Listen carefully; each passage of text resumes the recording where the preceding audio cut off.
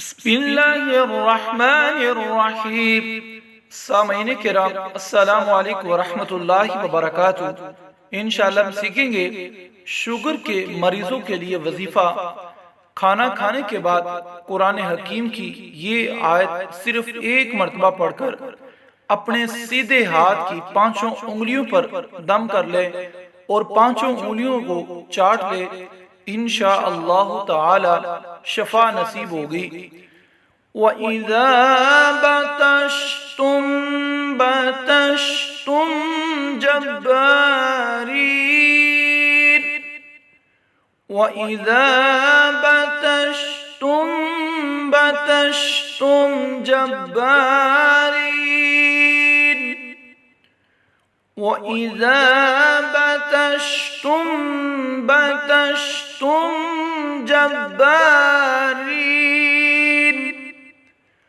वइज़ा बतश्तुम बतश्तुम जब्बारीन।